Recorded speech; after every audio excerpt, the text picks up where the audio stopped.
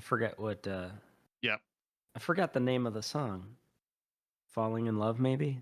Something like that. Yeah. I'm going to go ahead. Yeah, do it.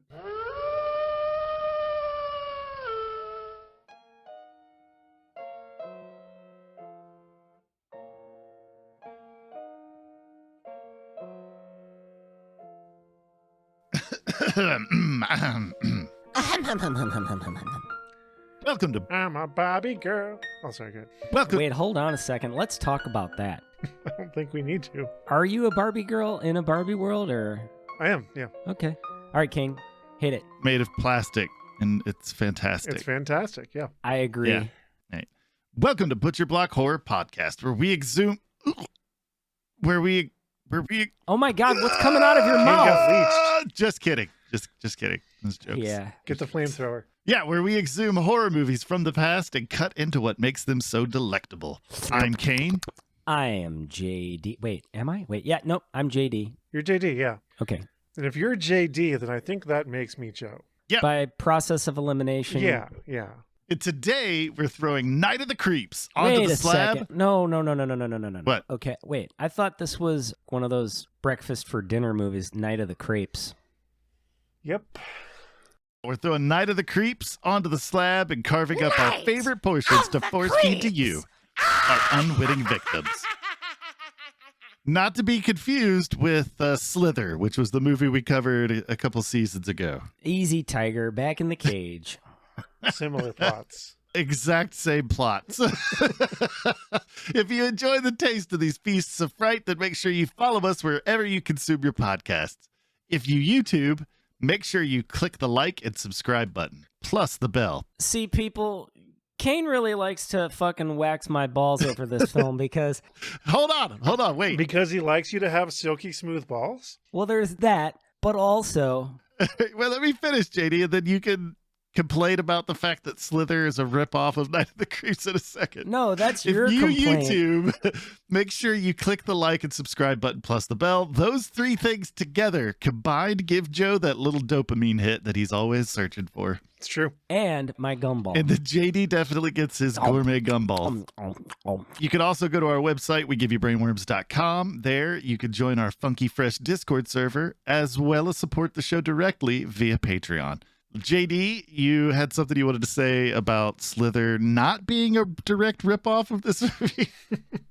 No, you always gotta come at me with such shade. When Slither's concerned, it's like, I love that movie, and It's a fun movie. I see the totally love watching parallels. that movie. I feel the adjacency, but I don't know. To me, Slither is still its own thing, and it's ahead of its time, and... Well, we're not actually talking about Slither today, We're not. although I do think it's fun that when I introduced the Slither for that episode, I called it Night of the Creeps, and it's kind of a callback. Yeah. It's not really a callback if you explain that it's a callback. Look, Joe, just edit it out and post, okay? I'm not going to. Joe, leave it in. Fuck it. All right, we're covering Night of the Creeps as part of our season 5 zombie extravaganza. Is it okay if I call it a zombie extravaganza? If you want. I would be disappointed if you didn't. Zombie smorgasbord would be nice. That would imply that we're eating them. Zombie all-you-can-eat buffet. How about that? If the zombies are the ones eating, then yes. At Zombie Buffet, the zombies eat you. Yeah, That makes sense. But you shouldn't have to pay for that. worst commercial ever. Yeah. Come in and die. You could have your whole family eaten for $13.99 a head. Nice. But yeah, so Night of the Creeps, JD, give us a little info on that. I will. Night of the Creeps. Release date, August 22nd, 1986, with a runtime of 88 minutes. Which was perfect. Yeah, it was a nice length. Sometimes I regret the lengths of the films we watch, but this time felt right. It was a good size, this movie. Yeah, it was a very nice size. With a runtime, like I said, 88 minutes, an estimated budget for this film was $5 million.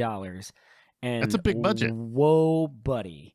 The box office return, they got fucking smoked on this. Yeah, they did. The worldwide box office return was $591,366. Whoops. Yeah. Ouch. They did great. Yeah, they got roughed up. So And again, we've seen movies do so much more with less budget. yeah, Right. that's yeah. true. I mean, Night of the Comet is a good example. A $700,000 budget with a $14 million return. And arguably, their zombies were just as killer. Yeah. No pun intended, but No, I would say they're on equal footing zombie-wise. yeah, they had nice zombies. So Fred Dekker was the director of Night of the Creeps. Fred was born April 9th of 1959 in San Fran, California. An American screenwriter and director, best known for horror comedy classics such as, well, Night of the Creeps and Monster Squad, Wolfman's Got Nards. Wolfman's don't got nards. Dekker also directed 4 episodes of Tales from the Crypt between 1989 and 92. The producer for Night of the Creeps was Charles Gordon, born 1947. Any relation to the other Gordon, Stuart Gordon? Are they like cousins or something? You know, I didn't spot that. How about Police Commissioner Jim Gordon? That is a fictional person, Joe. So that's a no. Okay, I have trouble with reality and fantasy. I know. Yeah, the lines are blurred. I get it. Yeah. So yeah, he unleashed his mortal coil, sadly, October 31st of 2020. Not so happy a Halloween that year. Yeah, that is kind of a bummer. Rest in peace, Charles. Gordon, though, produced a nice number of films, none of which were horror, sadly. He did produce Die Hard. He was the executive producer for that film and credited as the actual producer of Die Hard 2. In 1997, Gordon executive produced a TV movie that I'm assuming is horror, and it's titled Things That Go Bump. Yeah. So, now, on to the plot of Night of the Creeps. Hell yeah. Do it. It's the year 1959, where some alien friends desperately attempt to prevent a rogue alien from releasing... Very fleshy alien. Yeah. Oh, yeah. extremely Solid fleshy. meat. Yeah, don't want them to touch They me. looked a little bit moist. Very rubbery-looking buttocks. But anyway, yeah, so they're trying to prevent this rogue alien from releasing the experiment results that has been packed into this little canister. And so our zany little rogue alien ejects this canister out into space where it's basically eventually crashes to Earth. Lucky us.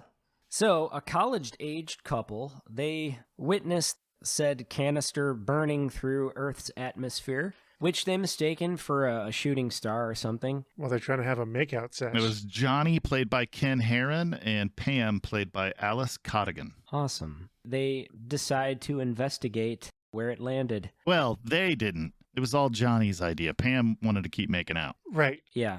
So unfortunately for the couple, though, the path they chose to follow led to some horrible places for each of them. Just before that, there was a little radio announcement that a criminally insane mental patient had escaped from whatever facility. A bit later, we find that person sneaks up on old girl, and she bites it. Via axe. This axe-wielding character is very... Well, he wasn't that menacing looking. I was disappointed. I thought he was pretty scary. Yeah, he made me uncomfortable. Well, once, when you see anyone with an axe like that, it's menacing, but... I think it was the calm, collected presence that he had. Yeah. Like, chopping people up with an axe was like eating a cookie or, getting a glass of water. Like, It's very nonchalant about it, and I understand that, but I feel like if that character had been portrayed by some ghoul, then I would have had a better time with it. you get your wish later in the movie. It's true. Oh, he certainly did transform, and maybe that was the point. Let's start him off. Let's have contrast, Yeah. And I think it's important to note that I think it was a good decision for Dekker to start the film in black and white. Oh, yeah. I enjoyed that transition from the late 50s into the 80s. So It's very stylistic. it was. It makes it more like a memory or a dreamlike state. Exactly. Yes. Yeah. So back to our college boy. He makes his way to the fallen canister when suddenly a gooey slug-like creature leaps from the canister directly into his mouth and down his throat. Or in his mouth and then burrows into his brain. Yeah. So it kind of makes me wonder who got the stickier end of that deal, him or his girlfriend. He did. Definitely he did. I imagine you don't survive very long after being beheaded by an axe. That's probably pretty instant, and I don't even know that she really even saw it coming. But he took multiple hacks at her, and that was a ghoulish scene. Let's fast forward to the year 1986, where Chris Romeo... Do we have to? Yeah, this is the part of the film where you start to dislike the characters strongly. A little bit. Yeah. But anyway, Chris Romeo was played by who? Chris Romero was played by Jason Lively. Wait, no, who was Chris Romero played by? Jason Lively. Oh, man, I was trying to do that thing from last episode where we were fucking up the names. Yeah, no. Didn't work. There was a sequence of events that took place, JD, that led to saying the names wrong. Well, I'm keeping each episode of this season on par with comedy bronze. So Silicon Bronze. Can I just tell you about the writer and cinematographer now so I can go? So you could leave. No. You're stuck here, Jeff. You're stuck in it with us. We need your intellectual prowess through this great adventure we're on. Yeah, so Jason Lively played Chris Romero. Steve Marshall played James Carpenter Hooper, but he's known as JC. So why don't you go ahead and explain to the listeners why Dekker chose these names? Because they all sound familiar. Yeah, so he wanted to shoot the entire film in black and white, but I imagine the studio was like, no, absolutely not. So he ended up including as many B-movie cliches throughout the entire film, and most of the main characters are named after horror movie makers. So you've got Chris Romero and then James Carpenter. Those are the two characters we get to meet. So yeah, Chris Romero and his buddy, his good trusty pal, JC. And well, the scene that we meet Chris, he's kind of pining over his love lost, and JC is sort of by his side, being a supportive friend. We enter Pledge Week at Corman University. Awful. Big douchebag vibes, mind you. Yeah. Douche parade. Very much so. Chris gets a giant boner for a girl named Cynthia Cronenberg. Played by Jill Whitlow. But Chris is instantly, pathetically head over heels in love with Synth. It's the 80s, so I'm going to call her Synth. Until I start getting paid, I guess I'll do whatever I want. I mean, you could call her Synth if you want. Yeah, you That's don't have to fine. make a big deal about it. It's fine. No, I know. Yeah. I was just being dramatic. I like to twist things. Twist your things. I know, right? But anyway, Chris will do just about anything to grab Cynthia's. Well, he'll let his friend do anything. Yeah. Yeah. Because He himself, he's a nervous guy. yeah, he's nervous about talking to anyone but JC. Yeah. He'll do anything for love except talk to the person that he's interested in pursuing. Exactly. But he won't do that. Yeah. Yeah, so, Inter college party. yeah. He falsely believes that joining a fraternity is the key yeah. to her heart. And Yeah. ironically, Cynthia's boyfriend, Brad, Played by Alan Kaiser. he is the leader, the douchebag leader of the Beta Epsilon fraternity. Yeah. Douchebags all the way down. Yeah. Yeah. Hardcore. So some hardcore hazing occurs when the new pledges are coerced into stealing a cadaver, abracadabra. Abracadaver. I want to reach out and grab you. Isn't that kind of what happened at one point in the film? Yeah. So it works. It does. Anyway, they go and, they're hunting or scavenging through the university's medical center, and their mission is to deliver this corpse to the front steps of a rival fraternity house. Which is a real fucked up thing to do. Yeah. It's just.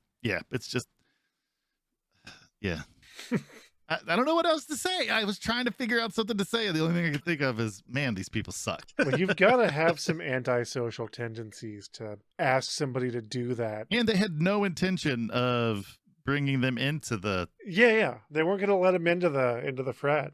no matter what. Isn't there like a definition for one who steals corpses? Believe it is a ghoul. Yeah. Ghoul. It's also resurrection men. I know that's a thing too. Nice. So Chris and JC get the fucking shit scared out of them by a near frozen corpse in a hidden room they discover. And this thing grabs them and they fucking scram, as you do. Right. So the thawing corpse later murders a medical student working at the lab. Played by David Paymer. Then we meet Detective Ray Cameron for the second time. But we'll get to that. There's a little bit of a juicy plot twist that we'll learn about as the story unfolds. Detective Ray Cameron was called to investigate the crime scene.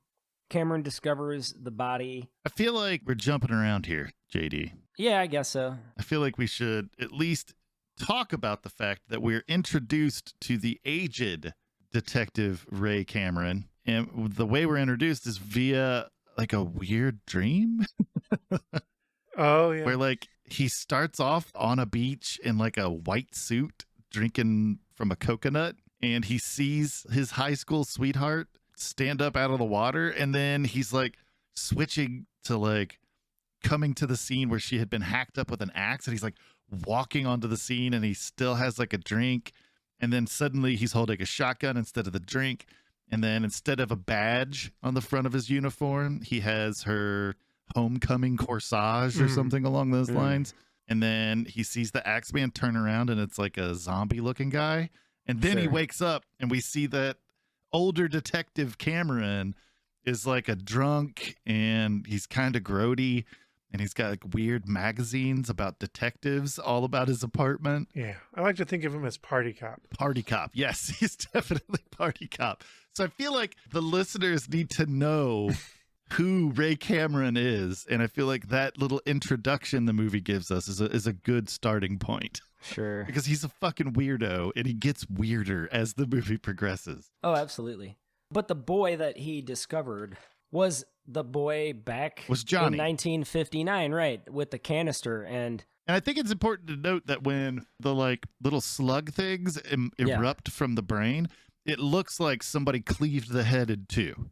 So he's got some like PTSD where he's like seeing these bodies, and it looks like somebody hit him in the head with an axe. So at least that's what I gathered. he might be projecting that wound onto everyone. Exactly. Yes. That boy, though, Oh, wait, shit.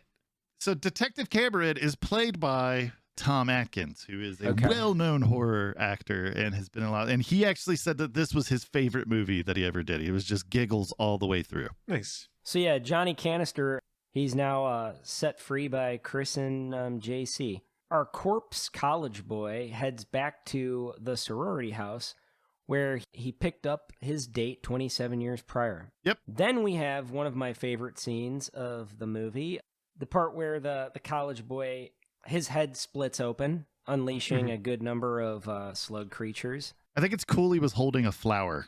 Yeah. Because it keeps like, the movie keeps flipping back and forth, right? Where like you're looking at through the eyes of different sorority girls, and then it focuses on Cynthia, and that's when he's holding a rose, and he's like smiling. So back on the scene, we have Detective Cameron, and he appears to discover the grotesque remains of the college kid with, Johnny. Angry Johnny. yeah, the gruesome head thing going on from the axe wound looking gash or whatever it is.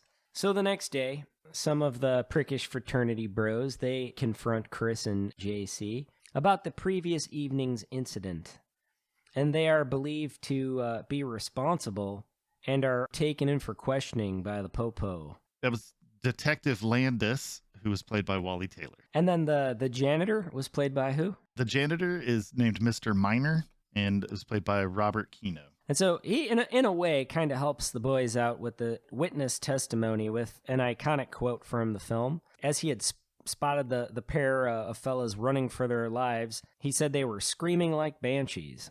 Yep. And I actually have a T-shirt that I'd ordered from Fright Rags. If you guys are familiar with that website, they kind of have like horror merchandise. I got a T-shirt from them that says "Screaming Like Banshees" on it. It's pretty cool. Did they give you the T-shirt for free to promote them on our podcast, JD? No, God, I wish they did though. I think I paid like $10 for it or something like that. But Okay. I just like them, so let's prop up some horror stuff. It's okay. Sure, I'm just being a butt. You're fine. It's all right. Yeah, Fright Rags is awesome. Yeah. Yeah, it's got some slugs on it and some cool words, and I like it.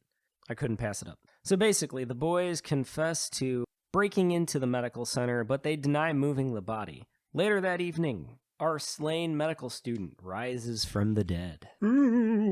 And he runs into our janitor friend. Cut to Cynthia. It's like mono. What? The undead is like mono. Like, never mind. Okay. Okay. Yeah. Uh, Whatever you say, buddy. Kissing disease, all right? Let's get you back to your comfy chair and let JD tell the Thanks. story. Oh man. Anyway, Cynthia is trying to convince Chris and JC that all the murderous attacks are zombie related, but they have their doubts. I want to, would you have your doubts, Joe? Like, say I came to you, right? And I'm Right. like, dude, the fucking living dead are rising. Well, then again, we'd be like, come on, Kane, let's get you back to your comfy chair. Is that what you would do? Or like if I sincerely came to you, it was like, oh my God, dude, the dead are rising. You know, they've got little wormies in their face and their heads split. These parasites jump out. You know, we got to do something. I'd probably pull up Google. It's hard to say because we're good friends and like I know you well enough to know that you're lucid and in control of your faculties. For the most part. For the most part, most of the time. So if you say some crazy shit like that to me, you've probably got a reason for saying it. So you're at least going to take pause. Yeah, I'm at least going to give you time to explain yourself. Like, all right, let's get you to a place of safety and we'll figure this out. But in the back of my mind, I think I'm going to be thinking, like, did Kane finally snap? Do I need to get him some help? And, like, quickly Googling numbers for mental health facilities on my phone. Right. Speaking of taking pause, I would like to comment quickly on the number of good zombie pets involved in this film. They were great. There was a nice zombie cat that was very gooey and grotesque looking, and a dog that also was very leech-filled, and I was appreciating that. I mean, they were adorable pets before they became zombies. Right. That's why it's very sad for me to have to inform the both of you that both of those animals have let loose this mortal coil. Oh, sure. You bastard. I mean, this movie was made in 1986. All right? There's no way that either that cat or that dog are still hobbling around somewhere. Right. So then we get to the pivotal scene where Cynthia maybe begins to have a little crush on Chris, possibly. CJ notices. Or JC. That's what I meant to say. I my brain flipped that.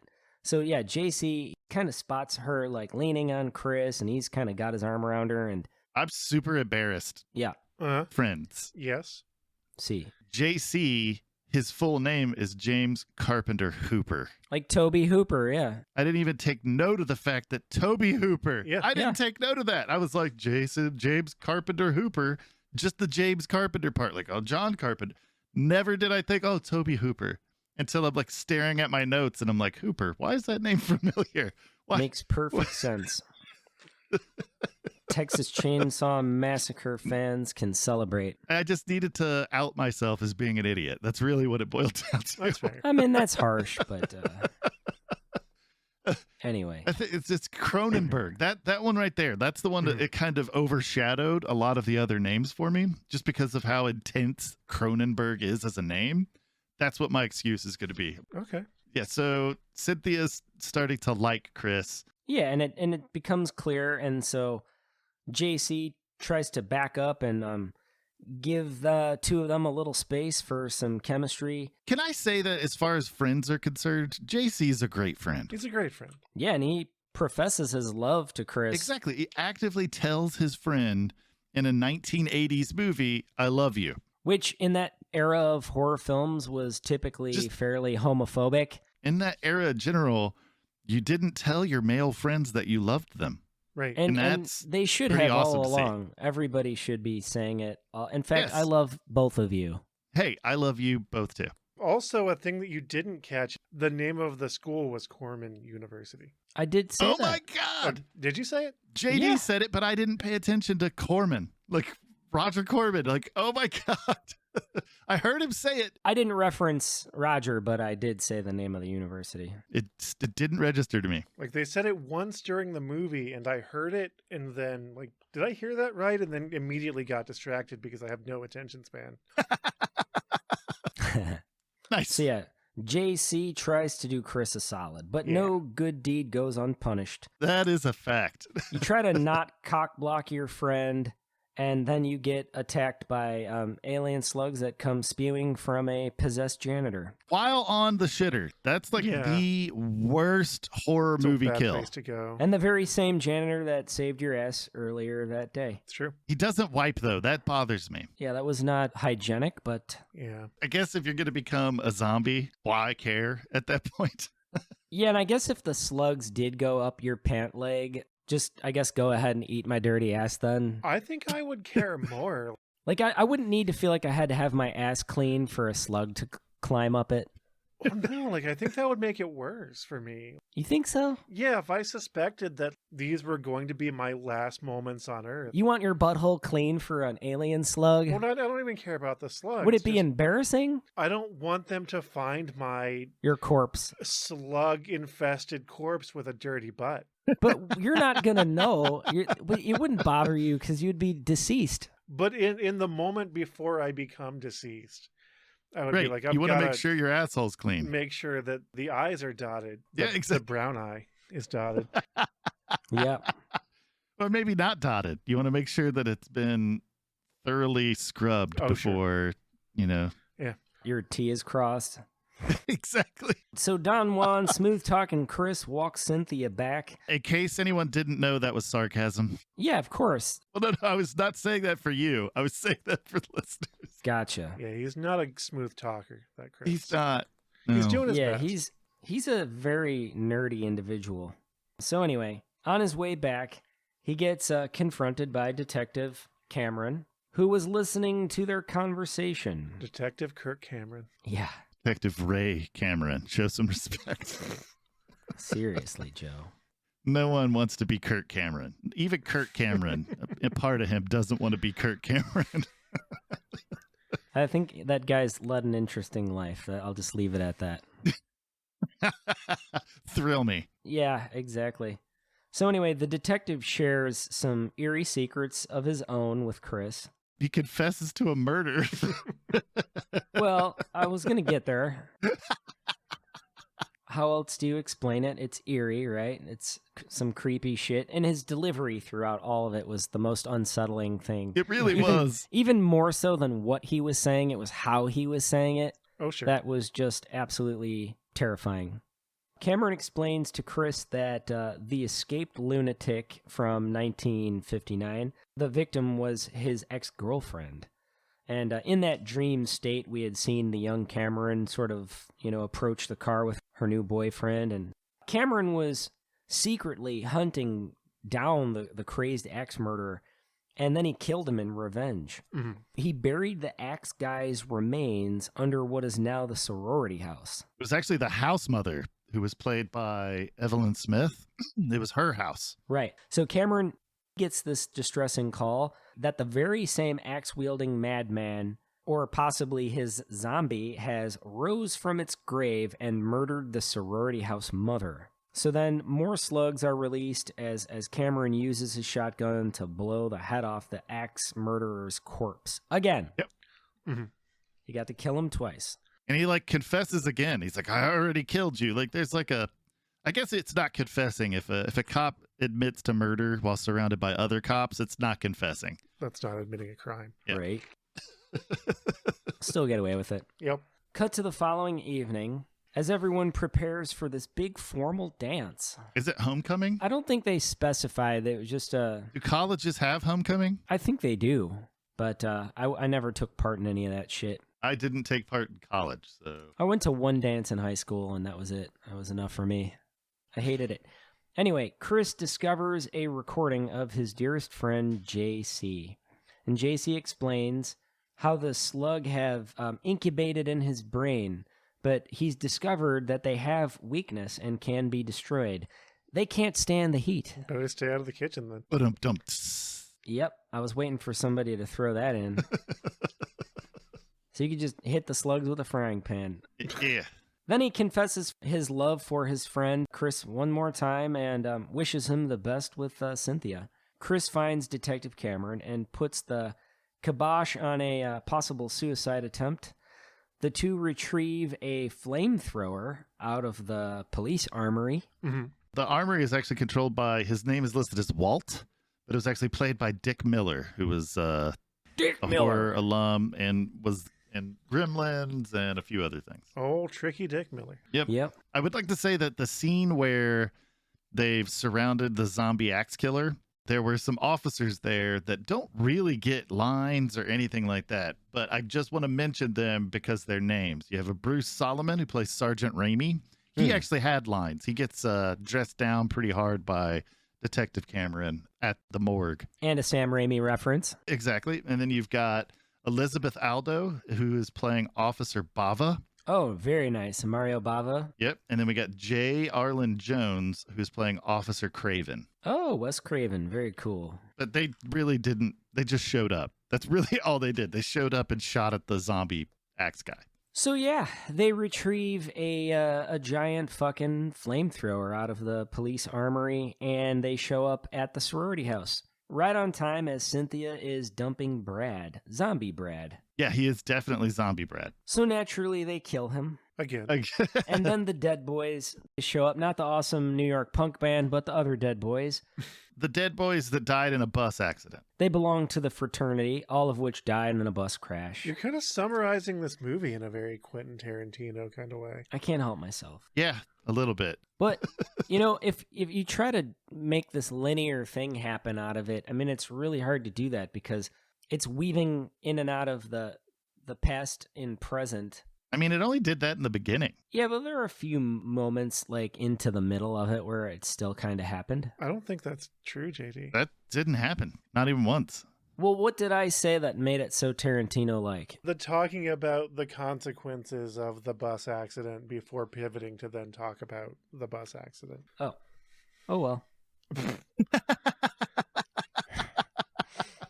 So anyway, they were all fraternity bros, and they're all died in a bus. Emphasis So, on Yep. bros. and now they're all possessed by alien slugs. Yep. Would you say that these slugs looked like tenderloins or these more looked like slugs? They look more like slugs, I think. Definitely more like slugs. Like you could Yeah. salt them and they'd curl up. Or you could touch them very briefly with a lit match and they just Yeah. go up. Right. They seem to be extremely flammable. Like they were made of dried up leaves. Yeah, I don't believe that the pork tenderloin slugs from Slither were as flammable. Yeah, they were a lot moister. They were Yeah. definitely damp. They were hardier, and they were also a lot bloodier looking. Sure. Right. Yeah, these little slugs were kind of like black gelatinous slug-looking things. But anyway, turns out Chris and Cynthia make a nice team. They do. And they band together, destroying the crew of zombies outside, while Detective Cameron whoops ass on any zombies inside the sorority house. With a cigarette and a can of hairspray. Yeah, exactly. That's all you need sometimes. Little Aquanet. It'll do the trick. Which was readily available in this movie. Oh, yeah. For all the hairdos that you see, I almost feel like I need to talk about like the hairstylist as the special effects artists. That was like a trick, man, getting some of the shit that we saw to do its thing. Like Brad's hair, that made me nauseous to look at. I hated it. Anyway, after the zombie horde gets wrecked, Chris spots more zombie-making slugs headed for the basement. And Cynthia recalls that someone's science project... Jars of human brains. Yeah, exactly. Brain Brains! specimens stored in jars are all downstairs. So our team of protagonists head downstairs to finish the job. They encounter an enormous pile of slugs. It's a lot of stop motion. Oh, yeah, which is very cool always. Detective Cameron cleverly tapes his mouth shut to keep the alien zombie makers out. And now Cameron is splashing gasoline around everywhere. And he's finna blow the roof off this bitch. He's doing like a countdown from 20. Yep. Like he doesn't be like, hey, I'm counting down and then I'm going to blow this popsicle stand. You Right. in it or not. Mm-hmm. This is the only warning you get. And a Right. wink. He gives him a wink. Should have blown him a kiss. Yeah. So yeah, they all race out the crib as Cameron unleashes a fiery hell. Alien slugs jump to attack him, but doesn't really matter. He flicks the lighter and the deed is done. The entire place goes up like Chernobyl. Whoa, too soon, man. Too soon. Okay. Go ahead and rewind to whatever you wanted to talk about. No. I'm saying making a Chernobyl joke was too soon. Oh, man. Joe, you do this every week. Every part of it. Man, do I have to? We need to talk. Is that what happened? We need to have a conversation about going forward. No, it's fine. Just let me have this. Do you feel ever like we've sucked your will to live from you? There are a lot of things doing that. Like, But do we contribute? no, you're fine, Jade. Okay, good. So yeah, Chris and Cynthia, they share their first kiss as the house burns. Oh, that's nice. It's very romantic. I'm glad you stopped there. Because the film has two endings. It does. The ending that I saw originally, the dog that caused the bus accident shows back up. Yeah. And Cynthia leans down towards it, and then it spits a little slug out towards her. Right. And that was the end of the film. Mm-hmm.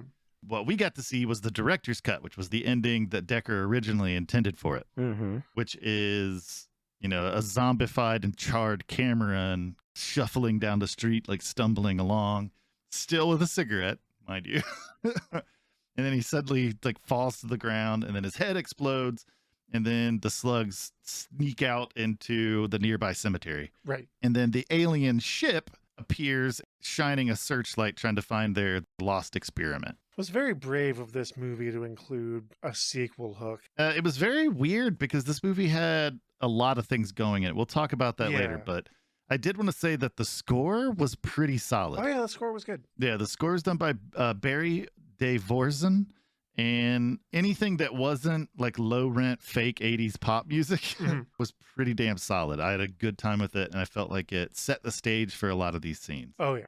Why don't you go ahead and give us some information about the writer and the cinematographer? Yeah, let's do that. This movie was written by its director, Fred Dekker. Outside of his directorial work, he had a writing credit for contributing to the story of the movies House and House 2, only one of which I believe was actually good. Yeah, the first one is good. Yeah, and he also wrote like 5 episodes of the Tales from the Crypt TV show, which he also directed. Which is awesome. And then what do we know about the cinematographer? Fuck all. Some of these shots were really cool. The little things like the music and the cinematography felt like they were done by professionals in a way that a lot of the movies we watched don't. Right. Yeah. But yeah, the cinematographer was Robert C. New, Kids on the Block. The joke I have in my notes is out with the Robert C. Old. Nice. I like that. That's kind of like... That happened. That's almost my brand of humor. Exactly. I thought that No, JD it absolutely is JD's brand of humor. In the 80s, he worked on a lot of like C-tier 80s cheese. Cheese. None of it was horror, although he did work on Lionheart, which stars Jean-Claude Van Damme. Are you saying that Prom Night is not a horror movie? It didn't look like it when I looked at it on IMDb. It definitely is. Jamie Lee Curtis is it? It's Leslie Nielsen is like the principal. Like Prom Night is Okay. definitely a horror movie. It's a slasher film. That's my bad. But then after the 80s, he got into doing a lot of television work. And he worked on the films Demon Hunter, which was definitely a horror movie, and the horror comedy Stan Helsing, which was like a scary movie kind of send up. It didn't look very good. He also did The Borrower, the cheesy horror film from '91. Sure. And then he worked on Beverly Hills 90210. Which is probably the pinnacle of his career. Yeah, that was his career highlight. I mean, Luke Perry, Jason Priestley. Oof. Yeah. You can't see it because this is not video, but I'm fanning myself. A little bit of moisture on your forehead. A little bit. Yeah. We can't see the steam coming from your undercarriage. Exactly. Nice. And that's all I have to say about that. Thank you. JD, why don't you go ahead and talk to us about the special effects? I'd adore that. So yeah, there's too many people for me to list. It's quite a gigantic range of people involved, being that they had a $5 million budget. It's just so sad when you think about their 600,000 take. Yeah, it's not even 600,000. It's just rough. But we do get to talk about, well, a few people, and we've referenced both of these people in the past, but I'm going to go a little bit more in depth today. Our first artist I'd like to talk about is Roger George, born June 3rd, 1925, in Carson City, Nevada, and was the special effects artist for Repo Man and The Terminator, which I'd argue is pretty horror-related, definitely hardcore sci-fi, lots of Definitely had horror elements. gory shit in that. But he also did straight-up horror films like The Howling, Wind back to 1970 with the Dunwich Horror, Nice. Night of the Demons of 1988, Night Flyers, Chopping Mall, also of 1986. And this guy is one of the most iconic horror special effects artists with 120 credits total. And his career began in 1959. So the next artist I'd like to talk about is more of a makeup, more like prosthetic makeup and things like that. And that would be Howard Berger. And we've definitely referenced him a few times on this podcast. He was born in Burbank, California, December 20th, 1964. And Berger has 195 makeup credits. Again, that's extremely impressive. He worked on The Walking Dead between 2010 and still this year, 2021. His first horror makeup credit was actually Day of the Dead, 1985. Nice. What's awesome about that is that both Kurtzman and Berger had cameos as beta zombies. Oh, awesome. Day of the Dead was followed then by Night of the Creeps, as far as his horror stuff goes. Berger is also responsible for Evil Dead 2. That's when I remember talking about him the most. Creepshow 2, and a bunch of like Nightmare on Elm Street films.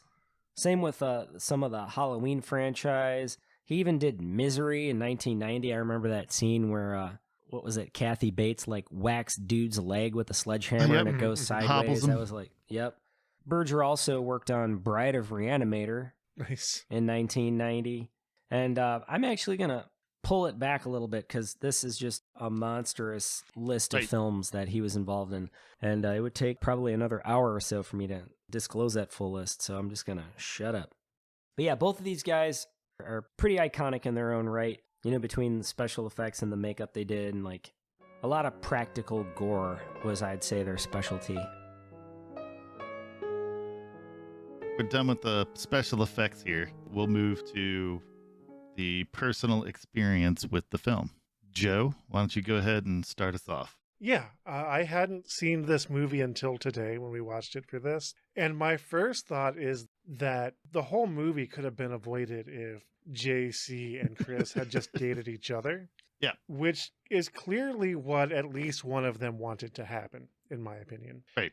And I'm not just saying that. Or it could be that JC just loved his friend. I was actually warming up to that point. I'm not specifically saying that just because someone expresses affection for their male friend that means that it's romantic. I'm not saying that. But they would have just been a cute couple, and I think they should have dated each other. They would have been. And the whole zombie apocalypse thing wouldn't have started. Exactly. Yeah, none of the movie would have happened. And then where would we be? And I think there was just a subplot of Chris looking outwardly for love and romance when what he really needed was right in front of him all along. I'm glad that you could take that away from this film. Yep. Yeah, sometimes that thing that you're off looking for is under your very nose. Exactly. But outside of that, the movie was fun. It never quite, to me, felt like it always felt like it wanted to go completely off the rails. Right. And it never quite got there. So I was kind of let down. You know, the climax felt like shit was going to go crazy because they were in like the formal clothes and they had the shotgun and the flamethrower that kept randomly changing hands between scenes, which was weird. I think they both wanted to take a turn with the flamethrower. Maybe they were just taking turns. I think that's what it was. That, yeah. I mean, who wouldn't want to take a turn shooting the flamethrower? Exactly. Exactly. That's what I think happened. Sign me up.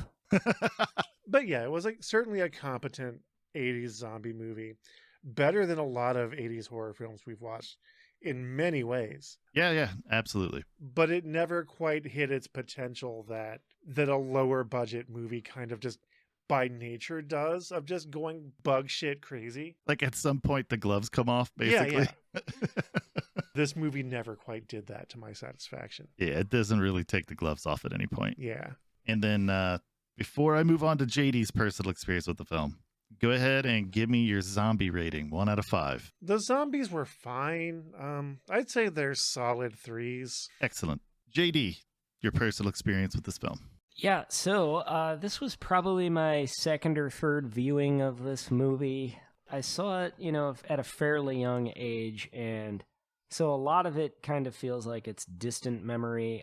I remember being very entertained by it, though, as a young person, and just feeling like I know we talked about that the cinematography was good, but there were like a lot of dark, kind of ominous, spooky looking, lighting effects and things like that. And like some of it almost even kind of reminded me of like From Beyond a little bit, with like there were a couple scenes where there were weird lights and different things like that. It was very, very 80s in that respect. So I was kind of like, that gives me the warm fuzzies when I see horror films from this era, because I feel like they all are like riffing off of each other, and I don't know, it's just a lot of nostalgia for me. So I would say that this film provides me warm feelings of nostalgia. Mm-hmm. And I do see your parallels between Slither. Watching this again, I can see that through line that you kept drawing over and over again. And I was in denial a little bit because the film was out of sight, out of mind. But now after I'm seeing it for probably the third time, yeah, I can agree that there are some big parallels there. But it's a charming horror film. There are a lot of unlikable characters, but the film still lends itself to your favor, even despite itself. Oh, sure. You got these characters that you'd really like just hate them to death. But there's enough there in the practical effects and prosthetic effects and all of that, and just the way that it's shot and the cinematography and the lighting and the score, all of it works in such a way that, like, at least for me, kind of makes it enjoyable, and I'll probably watch it again. Oh, sure. Excellent. And zombie rating, 1 out of 5. The zombies were pretty cool, and I was digging that repetitive gash that we would see that either, was left by the axe murderer, or that the detective was maybe even, like I said, maybe he was even hallucinating it. I don't know. No, the worms or the slugs were definitely erupting, and heads were definitely splitting in half. That was actually happening. It resembled like a strike from an axe almost. It was just like this gruesome void that it almost looked like, like it was opened by an axe or something each time. But anyway, I liked that quite a bit. That body on the ground in the body bag, that was really disgusting, or whatever it was. Like there was like a tarp over it. That was really cool. Mm-hmm. That type of prosthetic horror is some of my favorite. So the zombie rating, I'm going to go ahead, and I feel like these zombies are almost right on par with last week's zombies. I'm going to go with, like, if it's out of 5, I'm going to go with like 3.5. Okay, so that works. 3.5. That's what you gave the last week's zombies. Yeah, I feel, because they're consistent. They were consistent. There was better gore in this film, though, overall. Oh, sure. Yeah. So yeah, Kane, how about your personal experience with the film? I have seen this movie many, many times. I haven't seen it as an adult, though, that I can remember. I think that I wasn't old enough yet to realize the homages that were being tossed around in it. Mm-hmm. So watching it again was really exciting, and realizing that all of these, famous horror directors are named in the movie is pretty fun. Mm-hmm. I think the overall story is good. I like the idea of the zombie apocalypse starting by accident, because a worm got loose, infected an alien, and the alien then sent those worms to another inhabited planet. I think that's a lot of fun. Oh, sure. And as JD was saying, I like that almost none of the characters are likable, but then they are. Right. Like there's something about it that makes you go, oh, okay, you're all right. I don't hate you. As far as nostalgia, that's definitely a part of it. Like watching this when I was much younger, this was a really fun movie for me. I liked everything about it. There's a few parts in the very beginning of the film where I feel like it drags a little bit, but then it quickly kind of makes up for that with some very zany death scenes and whatnot. So overall, I love this film, and I'll end up watching it again. Oh, sure. The zombies definitely get a 3 from me. Awesome. There's a couple of them I feel like that were better than Night of the Comet, and then a couple of them that were worse. Yeah. I did not realize it as much as I did during this, but 80s haircuts with cop mustaches repel me. Yeah, it's a bad look. The mysterious mustache man from Night of the Comet did not offend me. Something about these 80s haircuts in this movie with the mustaches really, really bothered me. Ray Cameron's mustache didn't bother me. Totally fine with it. But all of the frat bros, mm-hmm. the ones that had mustaches, I hated them.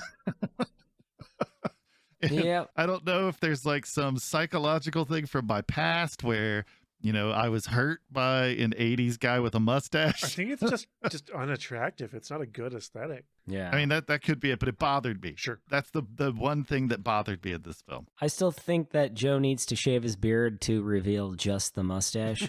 Beards grow back, Joe. So if that's a place you want to travel down, I say do it to it. I don't think it is. I don't think anyone wants that. I mean, I just said that I wanted it. That's true. All right. Do you guys have anything else you want to add? No, I'm done here. Don't forget to tell them what we're doing next week. Shut up. All right. I don't need you to tell me how to do my thing. Sometimes you forget, though. If you watched Night of the Creeps, let us know what you think. You can find us at WeGiveYouBrainworms.com and Brainworms Presents at YouTube. If that's your avenue for podcasts, make sure you like the video and subscribe. And click the bell. And tell your friends. Yeah. And next week, we're covering Serpent and the Rainbow, Yep. which Yay! there are zombies in it, but it's more of a voodoo movie than it is a zombie movie. Sure. But there are zombies in it. And again, this season is all about zombies, so these voodoo zombies are going to be important too. Bye, everybody. Au revoir. Very rubbery looking buttocks. Just, I guess, go ahead and eat my dirty ass then.